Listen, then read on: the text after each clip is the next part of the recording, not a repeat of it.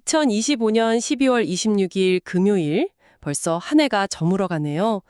오늘 저희는 한 원격 의료기업의 미래를 향한 아주 흥미로운 승부수를 들여다보려고 합니다. 네, 청취자께서 보내주신 라이프MD의 2025년 3분기 실적 발표 자료인데요. 맞습니다. 오늘 저희의 탐구는 딱 이 질문으로 시작해 볼까요? 라이프MD는 과연 단기 이익을 포기하고 미래에 베팅하는 위험한 도박을 하고 있는 걸까요? 아니면 시장 전치를 재편하려는 계산된 승부수일까요? 바로 그겁니다. 아주 흥미로운 질문이에요. 이번 실적 발표는 그냥 숫자를 나열하는 걸 넘어서 뭐랄까 회사의 방향성에 대한 아주 강력한 선언처럼 들렸거든요. 아, 선언이요? 네, 특히 저희는 오늘 애널리스트들과의 즉흥적인 질의응답은 일부러 제외하고요. CEO 저스틴 슈라이버와 CFO 마크 베나탄이 사전에 철저히 준비한 발표 내용. 아, 그 prepared remarks라고 하는 부분이요. 맞습니다. 거기에만 집중할 겁니다. 왜냐면 회사가 가장 순수한 형태로 세상에 전달하고 싶었던 메시지가 바로 여기에 담겨있기 때문이죠. 그렇죠. 잘 정제된 비전과 전략의 핵심만 딱 파헤쳐보자는 거네요. 좋습니다. 그럼 그 계산된 승부수의 설계도부터 한번 살펴볼까요? 네. CEO가 발표 내내 2026년을 특별한 해로 만들겠다 엄청 강조하던데 마치 지금의 성과는 그 특별한 해를 위한 준비 과정에 불과하다 이런 뉘앙스였어요? 정확히 보셨습니다. CEO는 2026년을 위한 거대한 기초공사, 파운데이셔널 스텝스라고 표현했는데 이걸 4가지로 제시했어요. 4가지요? 첫째는 신규 사업 영역으로의 과감한 확장입니다. 여성 건강하고 또 행동 건강, 그러니까 정신 건강 분야에 본격적으로 진출했는데 아, 새로운 분야네요. 네, 향후 3년 안에 각각이 9자리 숫자 비즈니스가 될 거라고 하더라고요. 9자리 숫자면 1억 달러잖아요. 맞습니다. 신규 사업 2개에서 각각 1억 달러, 우리 돈으로 거의 1,300억 원이 넘는 잠재력을 본다는 건데 와, 이건 그냥 사업 다각화가 아니라 회사의 다음 성장 엔진을 아예 새로 만들겠다는 선언처럼 들리는데요. 그런 포부가 느껴지죠. 그리고 두 번째는 플랫폼 고도화입니다.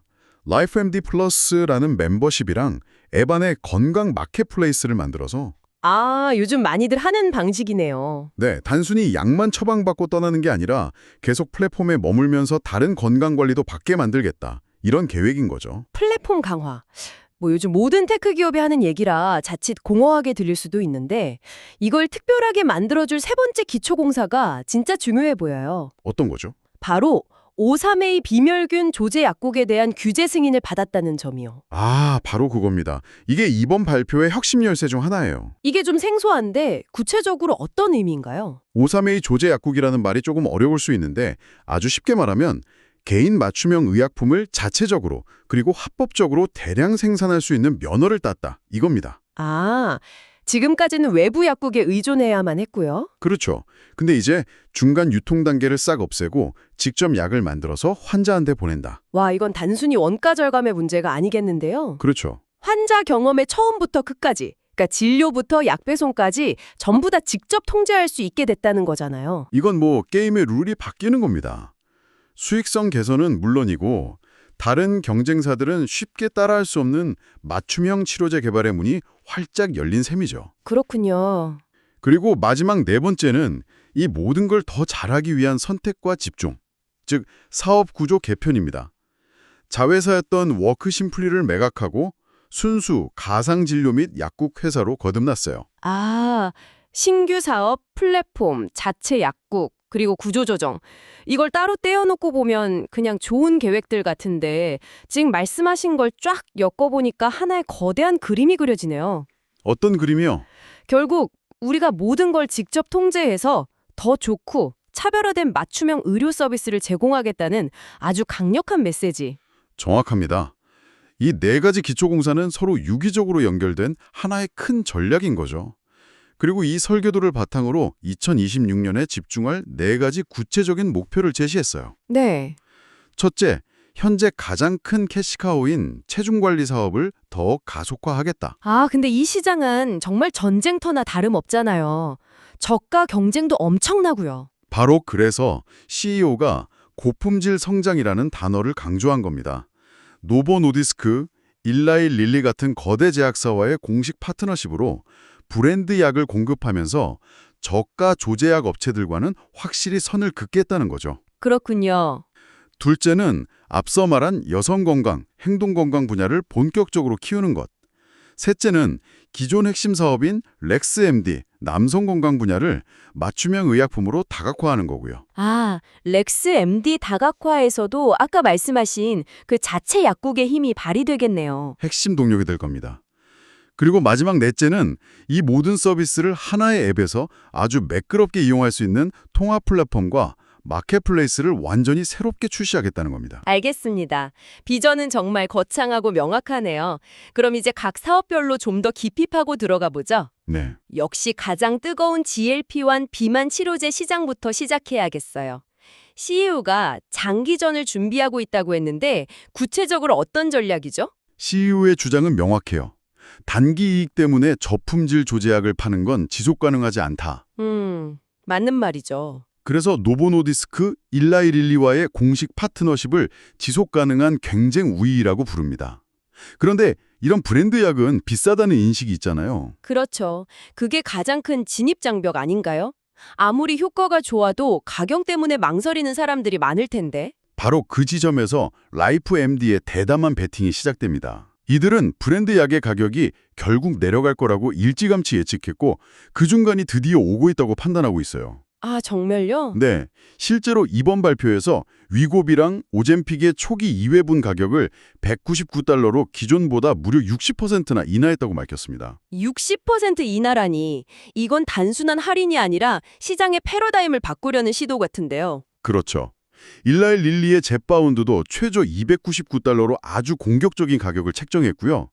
하지만 진짜 게임 체인저는 따로 있습니다. 오, 뭔가요? CEO가 가장 흥분해서 이야기한 부분인데 바로 내년 1월에 출시될 것으로 예상되는 공구용, 즉 먹는 알약 형태의 위고비입니다. 먹는 약이요? 네, CEO는 이 약의 월 처방 비용이 $149 수준이 될 거라고 예상하더라고요. 잠깐만요. 먹는 비만 치료제가 월 $149요? 네, 와, 이건 정말 판을 뒤흔드는 사건인데요. 주사 맞는 게 불편해서 혹은 너무 비싸서 망설였던 잠재 수요가 전부 시장으로 쏟아져 들어올 수도 있다는 거잖아요. 이건 상상만 해도 규모가 엄청나네요. 맞습니다.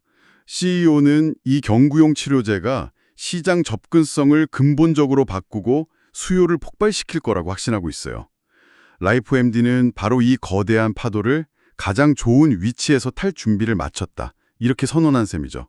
와, 단순히 약을 파는 게 아니라 시장의 판도를 읽고 미래의 회사의 운명을 걸고 있다는 느낌이 강하게 드네요. 그렇죠. 자, 그럼 또 다른 핵심 축인 남성 건강 플랫폼 렉스MD는 어떤가요?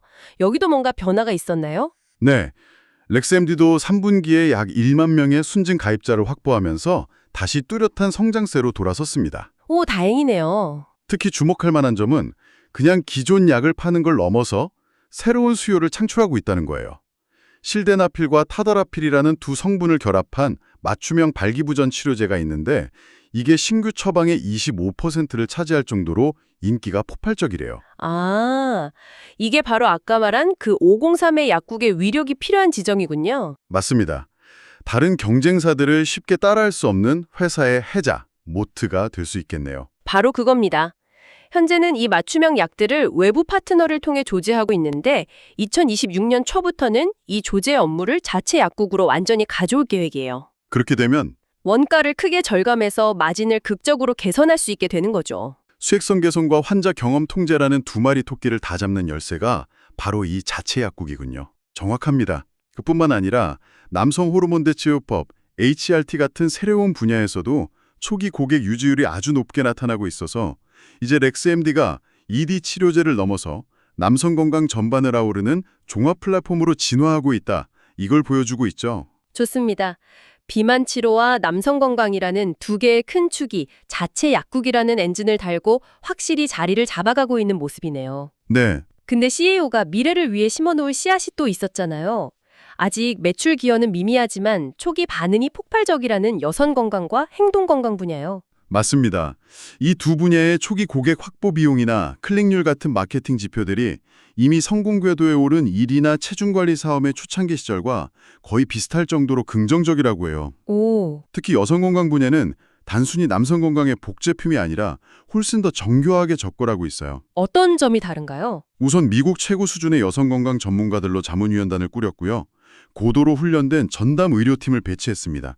그리고 현금 결제뿐 아니라 보험 적용도 가능하게 해서 접근성을 높였죠. 아, 보험 적용이 크죠. 무엇보다 자체 조제 약국을 통해서 호르몬 요법이나 피부과 관련 맞춤형 치료제를 합리적인 가격에 제공할 수 있다는 점, 이게 가장 강력한 차별점입니다. 행동건강, 그러니까 정신과 분야는 원격으로 하기에 더 섬세한 접근이 필요할 것 같은데요. 그래서 아주 효율적인 모델을 채택했더라고요. 초기에는 의사랑 환자가 직접 얼굴 보면서 깊은 상담을 하는 화상 진료로 시작하고요. 네. 이후에 상태가 안정되면 메시지 기반의 비실시간 관리로 전환하는 방식입니다.